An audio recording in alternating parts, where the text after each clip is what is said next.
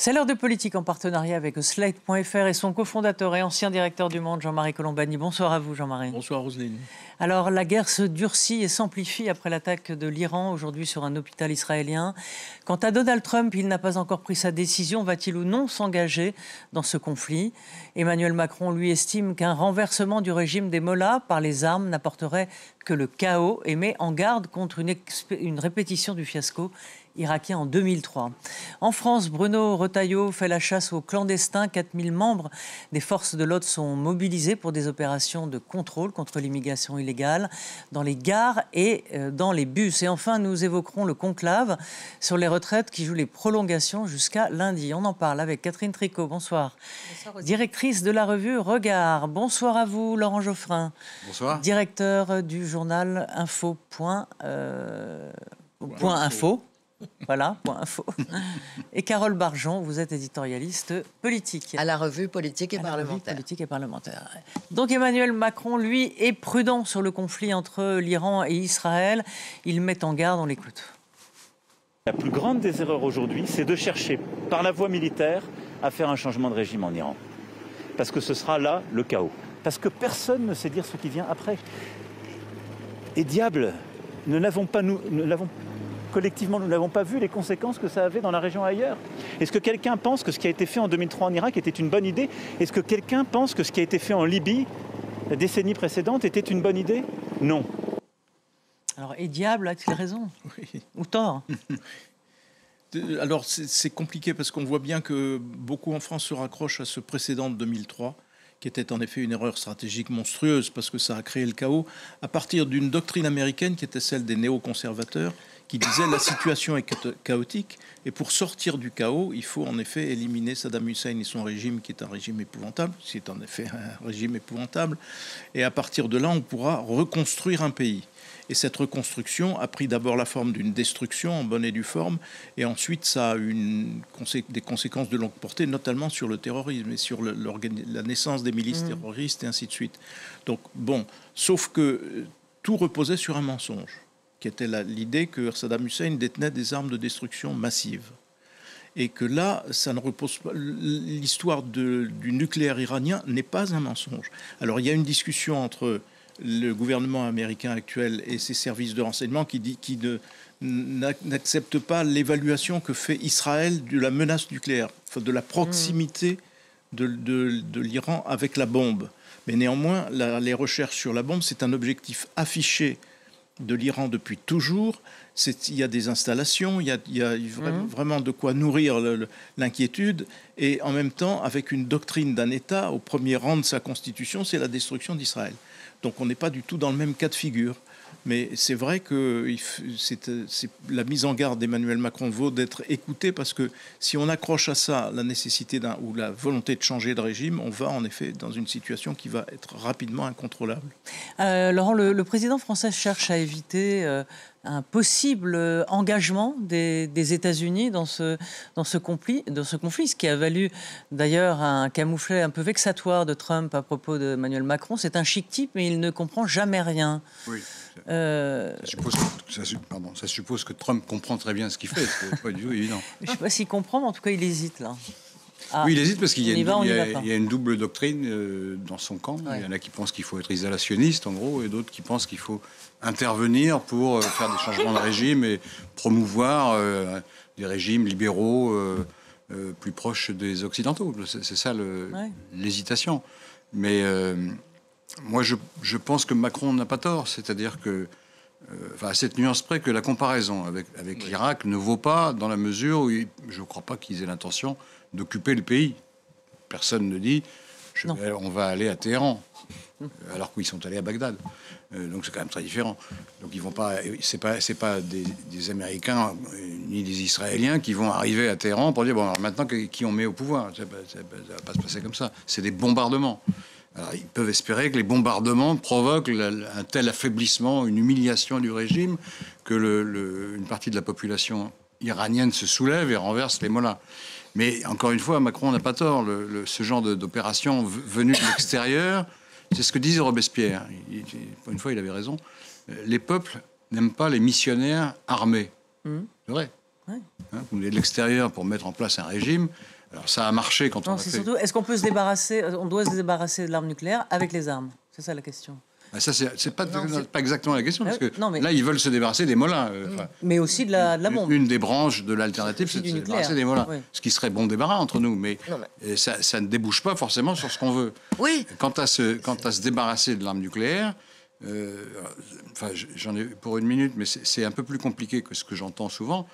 Si j'étais israélien de droite ou de gauche, que j'entendais tous les jours venant de Téhéran, il faut détruire Israël, il faut le rayer de la carte, et on va se doter de l'arme nucléaire, ou ils sont en train de se doter de l'arme nucléaire, je me dirais, ça serait pas illogique d'aller quand même s'en débarrasser d'une manière ou d'une autre. Là où ça se renverse, c'est que les bombes israéliennes n'atteignent pas les centrifugeuses iraniennes. Par contre, les inspecteurs de l'Agence internationale de l'énergie, oui. C'est eux qui ont vu les centrifugeuses, pas les Israéliens. Et donc la négociation sur la base d'un rapport de force avec le régime iranien en disant écoutez, maintenant on va arrêter la guerre, mais vous allez venir négocier et vous allez promettre de ne pas avoir l'arme nucléaire et on va vérifier, ça me paraît une solution meilleure que d'essayer de bombarder indéfiniment pendant des mois ce pays qui va pas se rendre comme ça.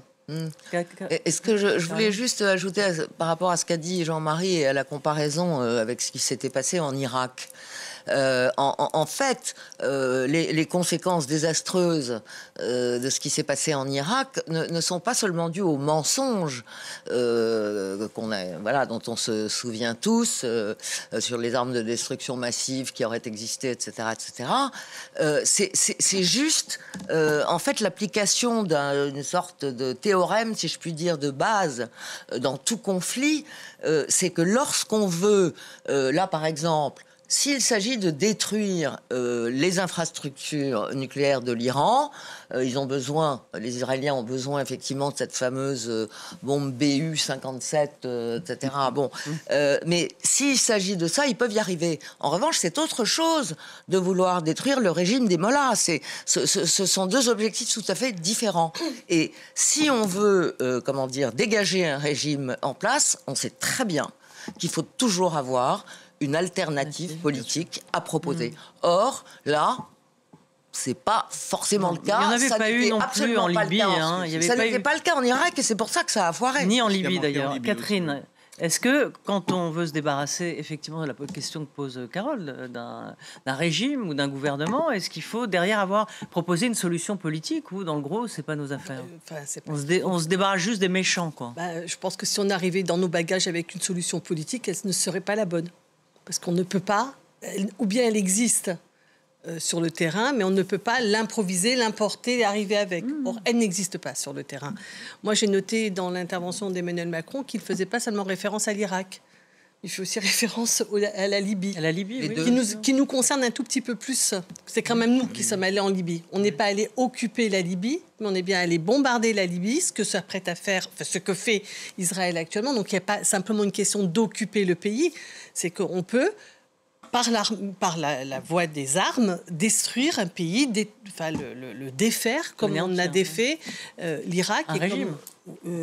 Comme on a la Libye, un État. Kadhafi, on l'a retrouvé subclaquant. On l'a retrouvé. On l'a un tout petit peu subclaqué. Oui.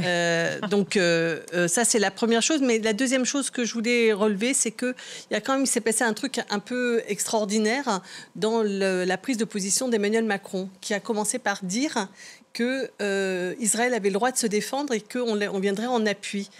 C'est-à-dire que c'est tout à fait en rupture avec la tradition de la politique française. La politique française, ce n'est pas de soutenir, et d'ailleurs la déclaration du général de Gaulle en 67 est tout à fait claire sur ce point. Nous ne soutenons pas les pays qui attaquent. On les défend quand ils sont attaqués, mais pas quand ils attaquent. Or, Israël a attaqué l'Iran. Et il a attaqué l'Iran vous dites que l'Iran a l'arme nucléaire. Nous savons que l'Iran n'a pas l'arme nucléaire. Non, mais il ne l'a pas. Donc, il ne l'a pas. Il n'y a pas de justification. Oui, il y avait une négociation. Il y avait une... Pardon. Non, moi, j'estime que ça suffit. Moi, vous pensez que ça suffit pas, mais moi, je considère que ça suffit. Il ne l'a pas. Il n'est pas sur le point de l'avoir. Et il y avait une négociation. Pardon, il y avait une négociation. Il y avait une négociation internationale. Il y avait une négociation internationale qui avait déjà eu lieu et qui est en train de repartir. Mais pour l'instant, il ne l'a pas. Là, pour l'instant, c'est Israël qui a attaqué. Non, mais la guerre préventive... Quand il l'aura, il sera trop tard. Non, je regrette. La guerre préventive ne fait pas partie du droit international. Oui, on n'a pas le droit d'attaquer les gens. On n'a pas le droit de mettre les gens en prison avant qu'ils commettent un délit. Et on n'a pas le droit d'attaquer un pays avant que... Oui, ça, donc, non, ce n'est pas... On a le droit d'avoir... Oui, alors, répondez tous les deux brièvement. On a le droit d'avoir aucun principe. Et on peut aussi se dire que se tenir sur des principes... Le fait que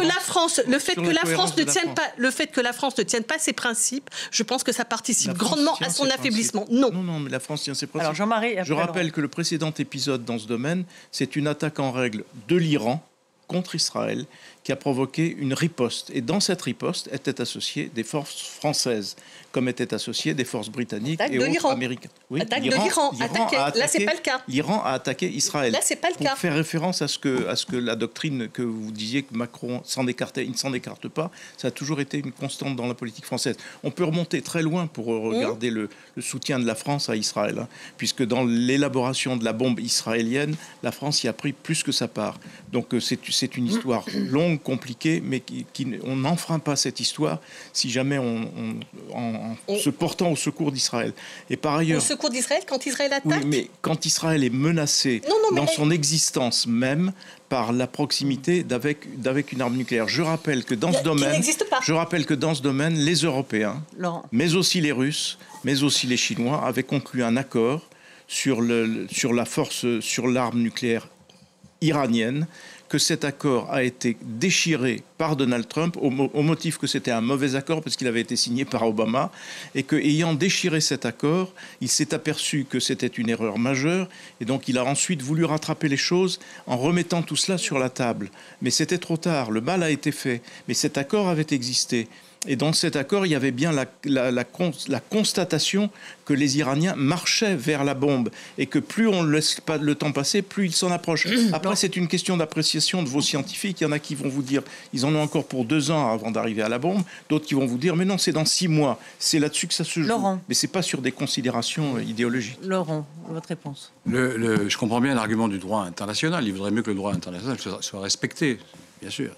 Et on aurait un ordre international plus pacifique. Mais il se trouve que, en l'occurrence, Israël n'est pas dans la légalité en menant une guerre préventive, c'est pas prévu dans les motifs légitimes de la guerre. Mais alors, c'est face à un pays, on oublie quand même de le signaler souvent quand on fait appel au droit international, qui s'est fondé contre le droit international. Premier geste du régime des Mollahs, envahir les ambassades étrangères. C'est un truc qu'on ne fait jamais. Même les pires ennemis laissent les ambassades à peu près en sécurité. Hop, ils l'envahissent et ils prennent 400 otages. Et ils font chanter l'adversaire, les États-Unis, pendant 1 an avec ça. Donc c'est totalement contraire aux droits des gens et aux droits des nations. Totalement. Ensuite, le même pays favorise, finance, arme, organise les activités du Hamas, qui fait des attentats suicides en Israël. Est-ce que c'est conforme au droit international, ça Quand l'Iran favorise les allées et venues et les agissements du Hezbollah, qui fait aussi du terrorisme, est-ce que c'est conforme au droit international ? Et quand l'Iran favorise les Houthis... Quand l'Iran favorise les Houthis qui balancent des missiles sur la population israélienne, c'est conforme au droit international. Je ne vais pas terminer. Et quand les Iraniens envoient des salves de missiles par centaines sur Israël, ils ne tombent pas, heureusement, mais enfin, c'est conforme au droit international, ça. Ils viennent de taper sur un hôpital, c'est conforme au droit international. Donc cette référence... Israël, vous allez pas... On va faire... Attendez, j'ai pas fini. D'Israël, combien d'hôpitaux il a tapé, pardon. Cette référence au droit international est totalement inopérante. D'accord. Donc on s'en affranchit. Allez hop. Mais quand on est menacé dans son existence... Attendez, je termine. La France, moi je parle de la France. Quand on est menacé dans son existence... Je parle de la France. Quand on est menacé dans son existence, c'est le cas d'Israël, tout cas c'est comme ça qu'ils le ressentent unanimement. C'est pas le gouvernement de Netanyahou, là, c'est l'opinion israélienne est unanime sur la question. Et vous en pensez quoi, vous? Eh bien, j'en pense qu'ils sont menacés, effectivement. D'accord. Et que donc, ils sont légitimes de faire ce qu'ils ont fait. Vous pensez que c'est légitime? Non, vous pensez que la France est légitime qu'elle les soutienne? Vous pensez quoi, vous? Je pense qu'il est parfaitement légitime que la France les aide à empêcher les missiles iraniens d'arriver. C'est pas ça, c'est pas ça qui a été dit par Macron. Pardon. C'est déjà, non. Ce qu'il a dit, c'est ce qu'on a fait. Bon, les amis, c'est ce qu'on a fait. Ça. Macron, il a dit. On va refermer le chapitre. Parce que ça peut durer un bon petit moment. Mais si on avait enfreint le droit international au moment où l'Allemagne réinvestissait sur la rive gauche du Rhin, il n'y aurait peut-être pas eu ce qui s'est passé après. Oui. Et donc, il y a un moment où le droit. Alors, on a raison de dire l'erreur historique a été de ne pas intervenir. Alors, puisque vous parlez de raisonnement politique, je vais vous en soumettre un. Puisque hier, à l'Assemblée nationale, la France insoumise s'est déchaînée contre le fait que Emmanuel Macron soutenait Israël, ce à quoi Jean-Noël Barrot, le ministre des Affaires étrangères, a dit qu'il n'en était absolument pas, c'était pas du tout le cas. Alors Jean-Luc Mélenchon écrit dans son blog, quand même... quelque chose qui est assez étonnant. La haine et la peur de l'Iran est l'argument directement tiré du catéchisme islamophobe de Samuel Huntington, le choc des civilisations. Avant le génocide organisé par Netanyahou, cet argumentaire passait mal dans toutes les nations atlantistes. Dorénavant, une solide opinion mondiale est construite qui sait à quoi s'en tenir à propos de l'islamophobie et de la prétendue lutte contre l'antisémitisme des suprémacistes qui gouvernent Israël et dirigent les organisations communautaires un peu partout dans le monde, spécialement en France.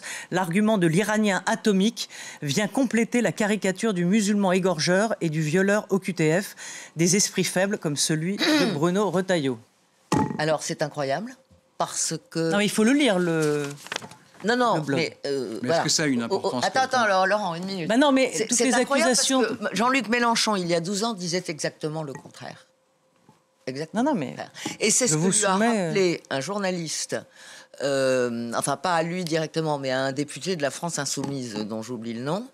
C'est ce qu'a rappelé un journaliste, simplement, il a posé la question en disant comment vous expliquez ce changement de pied en l'espace de 12 ans, et on l'a qualifié de propagandiste sans bien entendu répondre à sa question.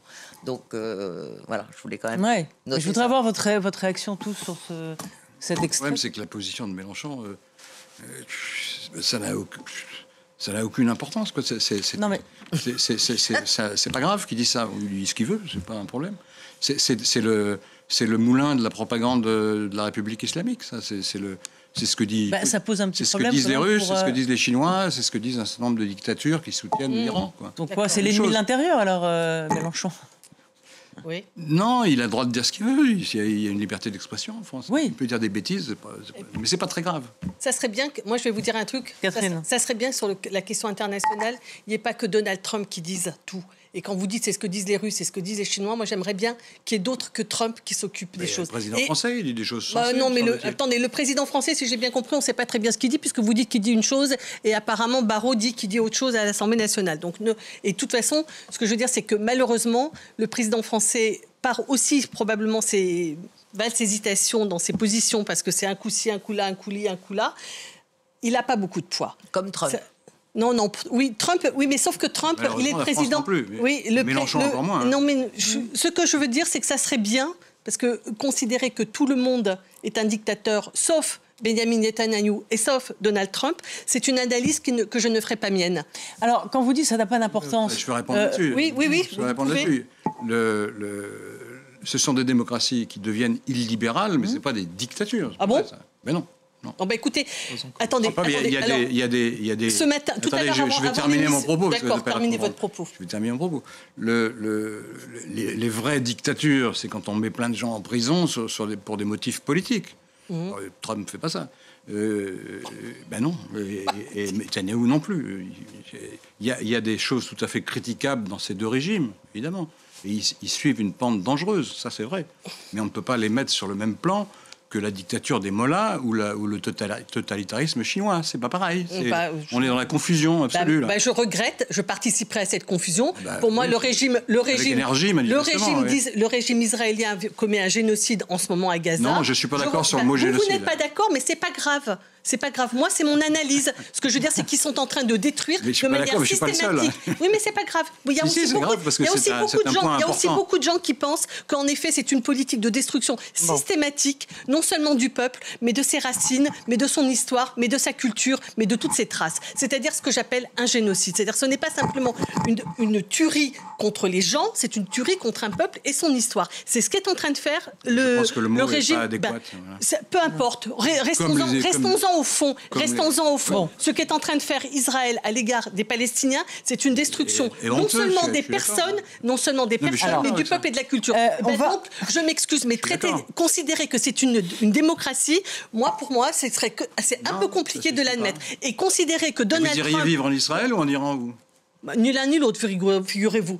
Mais vraiment, si vous aviez le choix entre les deux. Mais ni l'un ni l'autre. Mais vous aviez le choix. Mais je ne le ferai pas. Si on vous donnait le choix. Et je n'irai même pas aux États-Unis, je vais vous dire. D'ailleurs, je vais vous faire une confession. Je pense que je ne pourrais même pas rentrer aux États-Unis. Parce qu'aujourd'hui, le New York Times vient de rendre public le fait que toute personne qui aura posté sur ses réseaux sociaux des critiques à l'égard de la politique de Donald Trump n'aura pas de visa pour rentrer aux États-Unis. C'est vrai pour les étudiants, c'est vrai pour les universitaires, c'est vrai pour les intellectuels. Et d'ailleurs, pour Ria Amir-Shahi, qui est un député français qui devait se rendre aux États-Unis, pour la première fois en 250 ans, n'a pas eu son visa pour rentrer aux États-Unis. Un député français. Donc c'est tout à fait scandaleux. Donc je considère que ça ne suffit pas pour caractériser le régime. Comment ça ne suffit pas pour...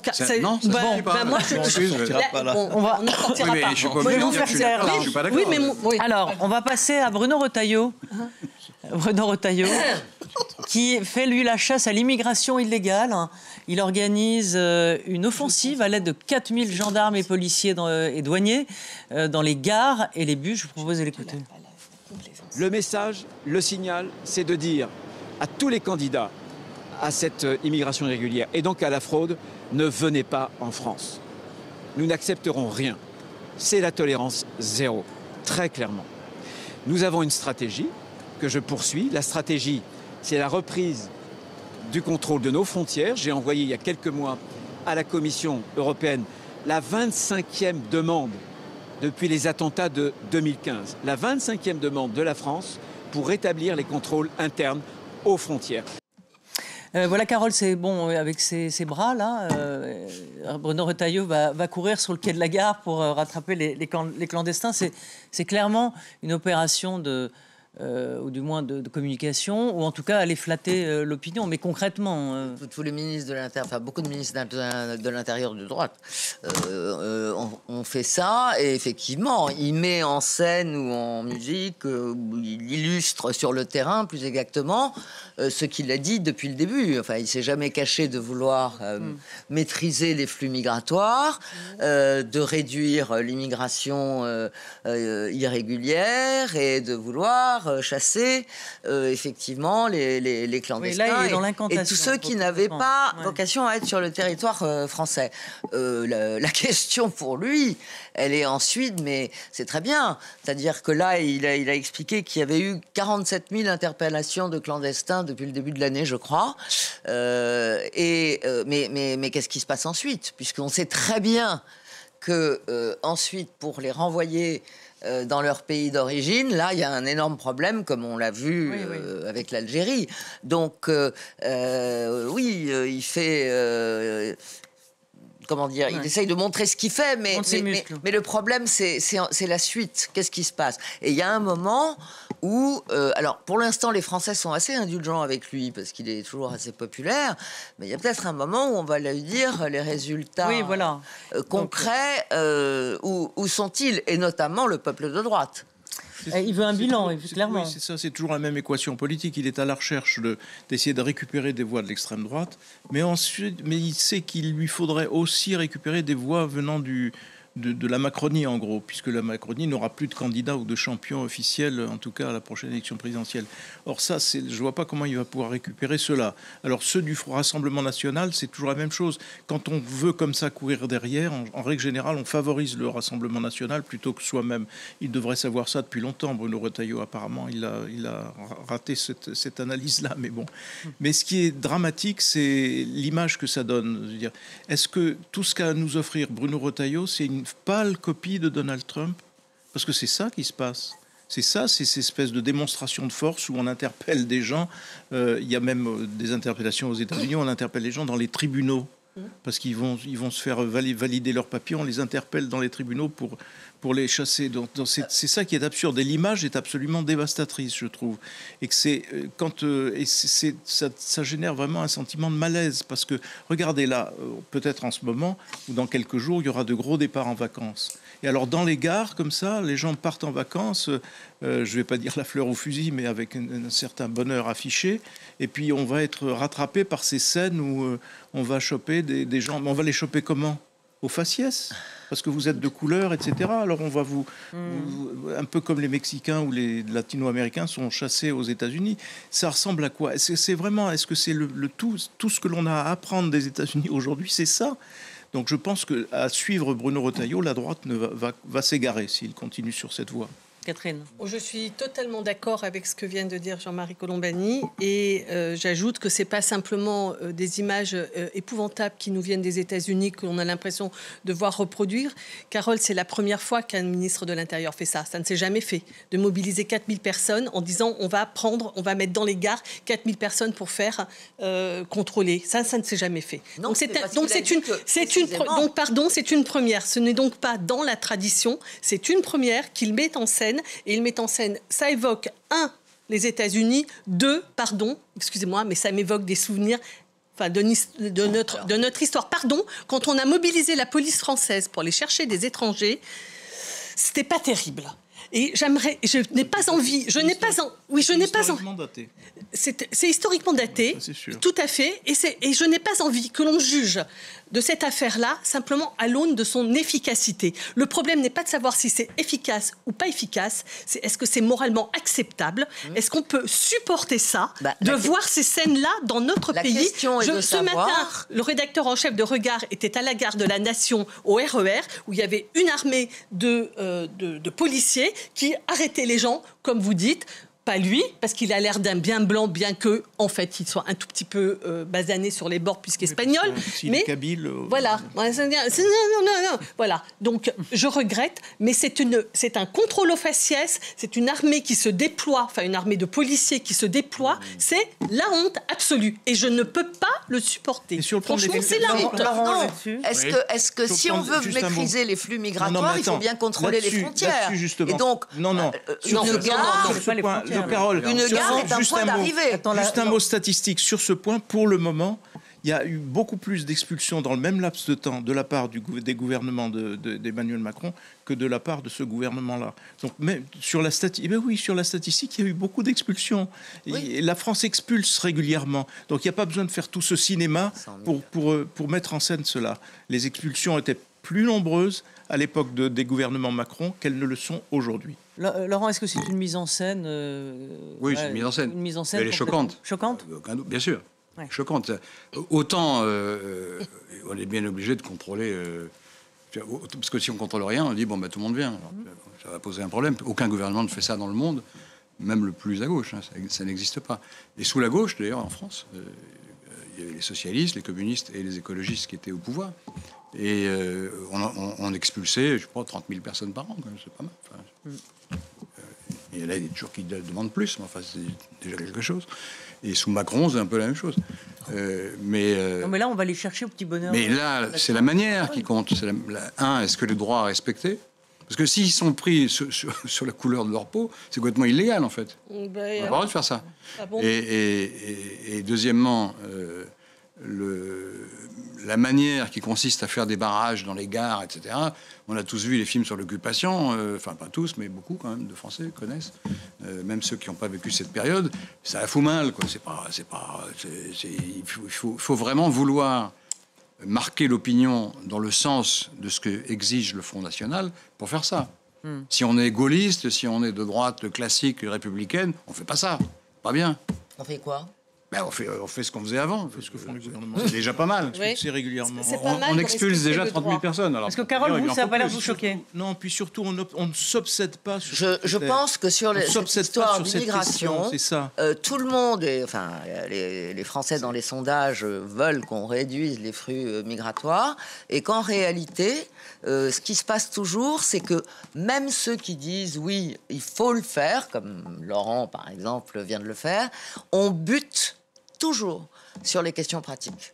Voilà, ça a été le problème avec Frontex, les gardes-côtes qui sont supposés protéger les frontières de l'Europe, où il y a eu tous ces débats sur le pushback, faut-il ou pas, etc. Non, mais bien sûr. Mais ce que je veux dire, c'est que, oui, enfin, moi j'ai discuté avec le ministre de l'Intérieur de gauche qui disait, il y a un moment, c'est comme ça. Si on veut réduire le nombre d'immigrés parce qu'on pense que ça déséquilibre pour partie la société française, quand on n'a plus les moyens de les intégrer correctement, et la question de l'intégration a été absolument nulle depuis 35 ans, ça je suis la première à le dire.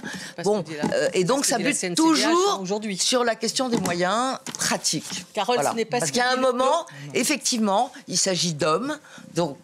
L'enquête annuelle oui. sur l'intégration, le regard que les Français portent sur les étrangers, les immigrés dans notre pays, qui a été rendu public hier, ne dit pas ce que vous dites.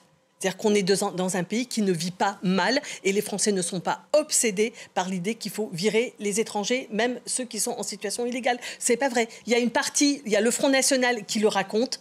Il y a le Front National qui le raconte. Mais non, il n'y a pas que le Front National. Non, je suis d'accord, il y a le Front National.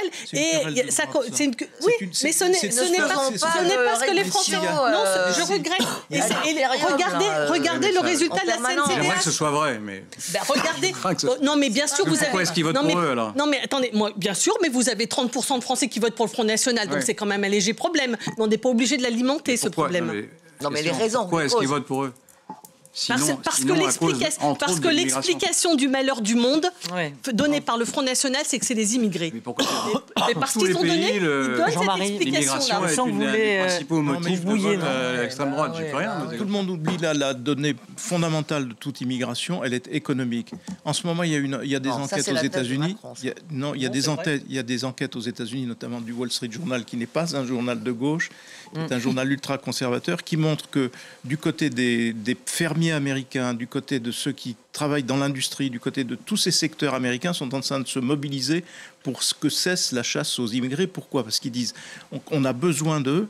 Ils sont sérieux, ils sont ponctuels, ils ne protestent pas, et on ne voit pas pourquoi. Et nous, on a besoin d'eux. Donc voilà. Eh bien, en France, il y a la même chose. Regardez chez Madame Mélanie, qui est maintenant présentée comme l'archange de toutes les droites, parce qu'elle aurait réussi sur l'immigration. Elle a régularisé 1,5 million de personnes. Elle a régularisé 1,5 million de personnes à la demande de qui ? À la demande du patronat italien. Voilà, c'est ça le fondement de l'immigration. Et par ailleurs, si vous continuez sur l'Italie, l'Italie est un pays qui se dépeuple. Le problème de l'Italie, c'est pas l'immigration, comme l'a fait croire l'extrême droite, c'est l'émigration. Voilà, et c'est la fuite des cerveaux. Et donc voilà, il faut savoir ce que l'on veut. Et donc l'immigration ne doit pas être l'obsession, l'alpha et l'oméga de toute politique. Elle est un élément qui est évidemment posé sur la table des gouvernements, mais il n'y a pas de raison d'en faire l'obsession et le critère absolu de toute politique pour dire si c'est bien ou si c'est pas bien. Et en tout cas, il faut se rappeler une chose forte que tout le monde oublie en ce moment. L'état de droit n'est pas un état de faiblesse. Et tous ceux qui font comme Retailleau pensent que l'état de droit, comme pour les frontières, comme pour la libre circulation des biens et des personnes, il faut s'en débarrasser parce qu'on a besoin de... Voilà. Et donc, c'est de toutes ces questions auxquelles nous sommes confrontés aujourd'hui. Je voudrais qu'on parle d'un dernier sujet, et c'est bientôt la fin, le fameux conclave sur les retraites, où finalement les partenaires sociaux devaient se mettre d'accord les uns avec les autres, mais voilà, le patronat freine un peu des quatre fers, et François Bayrou y croit toujours, lui, en revanche. On écoute. Et j'ai dit que s'il y avait un accord, il serait soumis au Parlement. S'il n'y a pas d'accord, c'est la réforme telle qu'elle a été adoptée qui s'appliquera. Mon souhait, c'est qu'il y ait un accord. Mon souhait, c'est que s'entendent les partenaires sociaux autour d'un certain nombre de règles et de principes. La principale de ces règles et de ces principes étant le retour à l'équilibre de notre régime de retraite. Voilà, on a le sentiment que certains, même au sein de l'exécutif, souhaitent le retour de la réforme Borne, en fait, qui n'est pas d'accord. Ah ben, les gens qui sont uniquement voués à retrouver un équilibre ne veulent pas faire de concessions, c'est sûr, mais ils ont tort. Ils ont tort parce que ils ont tort sur le principe déjà, parce que on est en train de trouver un système consistant à échanger un âge pivot plus tardif contre des concessions faites sur la pénibilité, les femmes, pour la carrière des femmes et pour la pénibilité notamment. On a raison. C'est pas normal qu'il y ait une espèce de couperet et que tout le monde, quel que soit son itinéraire, se retrouve au même âge, même ceux qui ont des métiers extrêmement pénibles, dont l'espérance de vie est beaucoup plus basse. On le vit toujours, ça. L'espérance de vie des ouvriers ou des employés de certaines catégories est nettement plus basse que les autres. Donc, c'est pas très normal qu'ils aient le même âge pivot. C'est quand même du bon sens, ça. Donc, c'est la philosophie de la discussion qui avait lieu. Moi, je veux bien qu'il n'y ait pas d'accord. Le patronat trouve qu'il vaut mieux, finalement, que ça échoue parce qu'ils vont rester avec la réforme telle qu'elle est. Et il y a une partie de la droite ou du gouvernement qui pense qu'il vaut mieux rester aux 64 ans que sans discuter. Donc comment ça va se finir cette histoire ? Ça fera des économies. Mais ce qui risque de se passer, c'est que les socialistes s'étaient abstenus de voter la censure en échange de cette négociation. Bien sûr. Si cette négociation échoue à cause du patronat, les socialistes seront fondés à dire on a raté notre coup, là, on voulait des concessions, on les a pas eues. Donc on va censurer ce gouvernement. Et alors après, ça dépend du Rassemblement national. Ouais. Mais si le Rassemblement national vote, le gouvernement tombe. Donc le Bayrou aura fait une opération politique formidable et il aura terminé sa carrière politique. Voilà. Il vient d'y avoir un vote à l'Assemblée nationale sur une proposition qui était non contraignante, qui a été portée par le groupe communiste, mais qui a été votée par l'ensemble de la gauche et le Rassemblement national pour le retour à la retraite à 62 ans. Ça veut dire que je crois que sur ce point, tout le monde est à peu près uni à l'Assemblée nationale.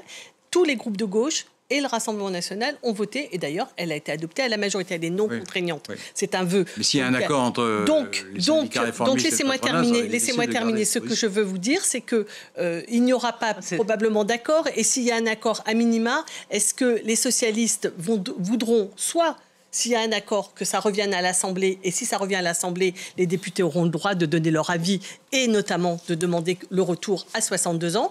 Et s'il n'y a pas d'accord et que ça reste donc la réforme Borne qui s'applique, comme vous venez de l'expliquer, les socialistes se sentiront un tout petit peu grugés, d'autant que ce qui leur avait été dit et ce que dont nous nous souvenons tous, Bayrou avait annoncé, ça reviendra au Parlement. Donc là, il faut un retour au Parlement. C'est comme ça, c'est sur cette base-là que les socialistes avaient accordé. Ils avaient dit l'accord reviendra au Parlement ou la loi ? Bayrou avait annoncé le retour au Parlement à l'issue du conclave. Ce qui allait, c'était quoi qui se passe ou bien écoutez l'intervention. Écoutez l'intervention de Boris Vallaud hier. Il rappelle les termes qui avaient été dits. C'était on reviendra au Parlement. Et moi, je m'en souviens que ça reviendrait au Parlement, qu'il y ait ou qu'il n'y ait pas d'accord. Et s'il n'y a pas, voilà. Donc, d'accord, il reste une censure. Et donc là, moi, je pense que la censure, alors qu'elle devient la réforme Borne, national. Ce qui est frappant, c'est que voilà un Premier ministre qui joue sa tête à nouveau sur ce sujet. Et ce serait vraiment une particularité de la période que nous vivons. François Bayrou, jusqu'à présent, peut s'enorgueillir d'une non-censure sur son budget. Ouais. Et demain, il pourrait s'enorgueillir d'une non-réforme de la réforme des retraites. Avec en plus une censure. On ne se réjouit plus et on ne s'enorgueillit pas d'une réforme réussie. On s'enorgueillit du fait que on a bloqué le rétropédalage sur cette réforme et qu'on a bloqué le rétropédalage sur le budget.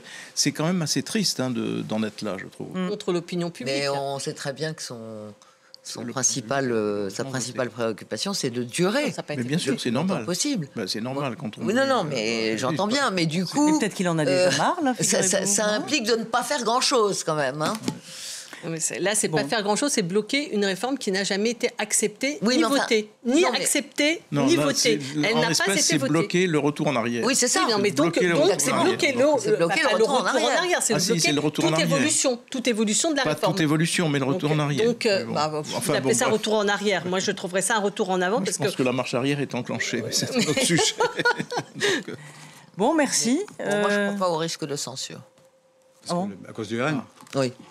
on va vite le faire Ou savoir. les socialistes pourront voter la censure. On va vite le faire savoir Oui. à François Bayrou. Voilà, on va être mis au courant assez vite, je pense. Merci à tous. Vous parliez de la fuite des cerveaux. Eh bien, nous allons quitter ce plateau. Merci à Ça vaut pour tous. quelques-uns d'entre nous. Vous choisirez. Merci à vous tous et merci à Flore Simon et à toute l'équipe technique. À très vite.